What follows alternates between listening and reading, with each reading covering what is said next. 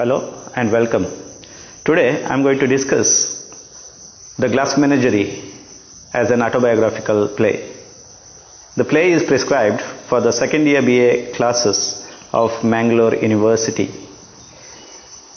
Now, at the very beginning of the play, Tom, the narrator of the play, says that it is a memory play.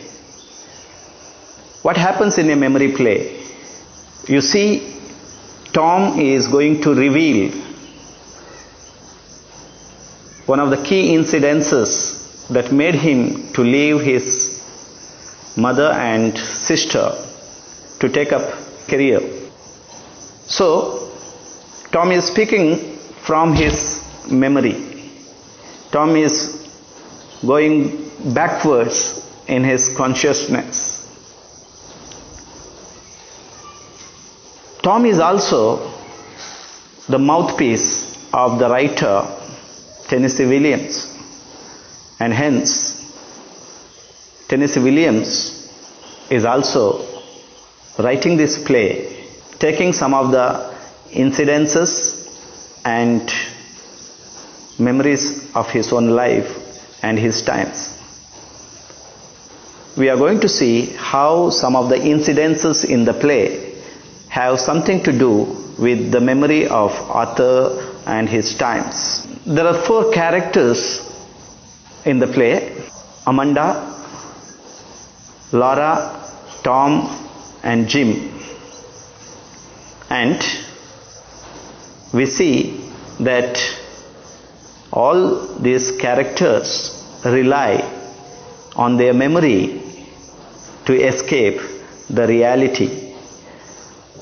In order to look at the play as a memory play, I am going to see some of the connections, obvious connections between the author's own life and time and the incidences in the play. A brief note about the author's times. Tennessee Williams was born in 1911 in Columbus, Mississippi.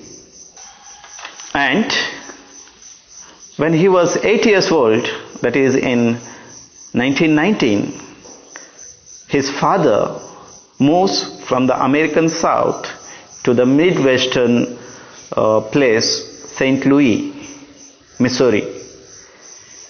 His father was a salesman in one of the shoe companies. And as a traveling salesman, he used to remain outside house most of his time. And Tennessee Williams and his sister Rose, they grew up under the care of his grandfather. Now you see the absence of father and mother taking up responsibilities in the Glass Menagerie. When his father gets a managerial position in the shoe company, he decides to settle down in the Midwestern country of, say, St. Louis. And the family is now shifted to St. Louis. But for Tennessee Williams and his sister Rose, this is a tragic move, because they had lost the comfort of the South. At home, they had to tolerate the domineering presence of their father, and at school, they were treated very badly by his mates, mainly because of their southern accent and manners. This shows that both Williams and his sister Rose failed to make good friends at school. So the brother and sister, they had to rely on each other. They had forged a very close bond between themselves. And this can also be seen in the relationship between Tom and Laura. We see that Laura is a failure in her high school at Solden. She is also a failure at Rubicamp's business school. She could not make any friends. The only friend that she could make, or she wanted to make friends with, is the only person is Jim, and those memories are treasured by Laura. So the character of Laura is modeled on the character of Rose. Rose, that is William's sister, was suffering from neural disease, and she had undergone a surgery, prefrontal lobotomy, and that kept her maimed all through her life. Later on she became an invalid. And in the play we see the character of Laura, who also has a physical deformity. And this physical deformity creates a great deal of inferiority complex in Laura. So as a result, Laura cannot go to school. Rather, she spends her time in the park, in the zoo, but she does not want to face the reality. She tries to find an escape in the company of the Glass Menagerie. Now we have to see that author's own memory of his times is also very important in this place. Since we are looking at this play as an autobiographical play,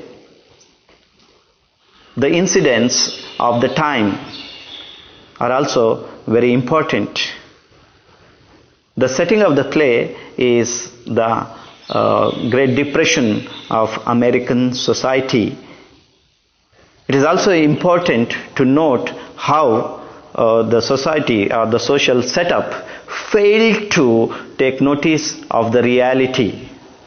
As Tom in one of his dialogues says that the great American middle class was matriculating in the school for the blind, and they were pressing the braille keys of dissolving American economy.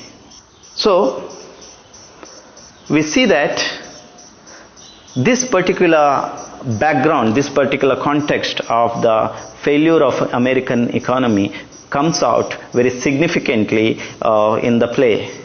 Both Tom and Jim, irrespective of their good education, failed to get jobs, or rather they failed to get a job that they were qualified to. And we also see that the coziness of the American society, the American South rather, as it is played out in the imagination of Amanda, is no more prevalent. Amanda fails to see the reality. Rather, she tries to escape the reality by going back in her memory, the memory of the Blue Mountain. And what we see there, the plantation owners, the elegant lifestyle of the South, where she had the option of choosing her life partner. She could dance at the mayor's ball party, and there were so many admirers to her. She filled her house with jonquil flowers.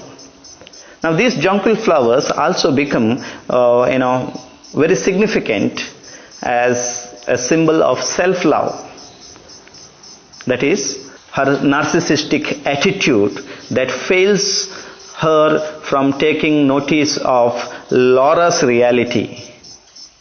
Say, for example, when Tom says that Laura cripples, Amanda vehemently opposes that he should not use such a word to Laura. And whereas Amanda had all the good qualities that could suit her as a southern belle. Say, for example, she had a pretty face, a graceful figure, and nimble wit that could win her the admirers. Laura was very sensitive. There was something in Laura that made her very unique, but other characters failed to take notice of it. And it is Jim at the end of the play says that Laura is unique.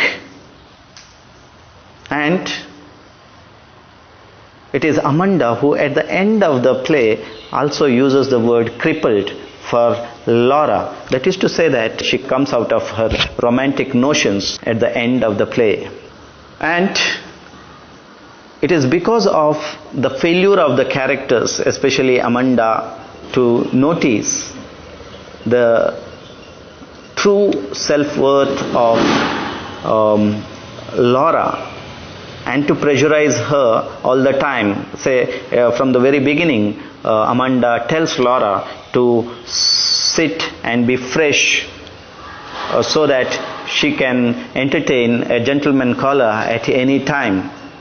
But she does not understand that this is going to create pressure on a very sensitive girl like Laura. We see at the end, say in the last part of the play, when Jim appears, we see the hesitation on the part of Laura to open the door for them. As Nancy Tischler says, no doubt it is Amanda's forcefulness that makes Laura to walk, but at the same time it's Amanda's own examples that prevents her from walking naturally. So we see that in the play the past comes out even for Laura. She also relies on memory. We see how she uses the tapes, music tapes, which play a very sentimental kind of music, rather than in opposition to the staccato, in opposition to the contemporary music that comes out from the Paradise dance hall. So, except Jim, all other characters, be it Tom himself, be it Amanda or Laura, they rely excessively on memory, and this is one of the ways in which they try to escape their reality. Thank you.